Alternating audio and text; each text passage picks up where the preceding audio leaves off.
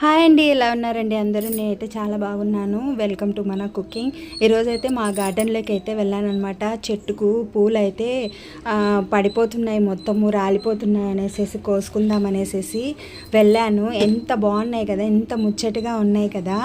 కాకపోతే వీటికి పురుగు పడుతుందండి. కనకాంబరం చెట్టుకు పడుతుంది, దానివల్ల వంకాయ చెట్లకు కూడా పడుతూనే ఉంది. అలాగే మందారం చెట్టుకు, మెయిన్ మందారం చెట్టుకు తెల్ల పురుగు అయితే పడతా ఉందండి. మీకు ఏదైనా సొల్యూషన్ ఉంటే చెప్పండి, తెలిసి ఉంటే కనుక తప్పకుండా నాకు కమెంట్ సెక్షన్లో కమెంట్ చేయండి, ఓకేనా? నేనైతే మొత్తం పూలన్నీ తెంపుకున్నాను. ఆల్రెడీ చాలాసార్లు వీడియోలు అయితే చేశాను, కానీ మా గార్డెన్లో ఈ రోజ్ ఫ్లవర్స్ అలాగే వంకాయలు చూపిద్దామనేసి, అలాగే పరాందపు చెట్టుకు పరాందపు కాయలు కూడా ఇంతకుముందు చూపించున్నాను, కానీ కొంచెం పచ్చిగా తెంపుకున్నాను అనమాట. అది కొంచెం పేపర్లో పెట్టేసేసి మాగబెట్టుకోవచ్చు అనేసి తెంపుకొచ్చానమాట. మన చెట్టుకు చిన్న పిందె కానీ, ఒక పువ్వు కానీ, ఒక కాయ కానీ ఏదైనా సరే కాస్తే ఆనందమే వేరు కదా.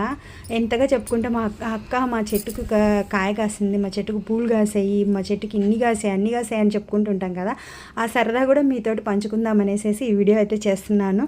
నేను పరాందపు కాయ అయితే ఒకటి కోసుకొచ్చుకున్నాను. నేను తోటలో నుంచి ఏమేమి తెచ్చుకున్నాను మా గార్డెన్లో నుంచి నేను చూపిస్తాను అనమాట.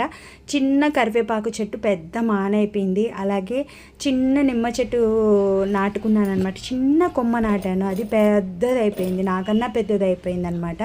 వంకాయ నేను ఈ వీడియో తీసేటప్పటికి ఒక వంకాయ కోసాను, కానీ ఈ వీడియో పెట్టేటప్పటికి నాకు 6 వంకాయలు అయితే వచ్చాయి. ఇది చెట్లు అయితే మా అమ్మ ఇచ్చింది. అవి చచ్చిపోతాయో బతుకుతాయో ఎండకు ఉంటాయో లేదో అనుకున్నాను, కానీ చెట్లు చాలా బాగా కాస్తున్నాయి ఇప్పుడైతే మాత్రము.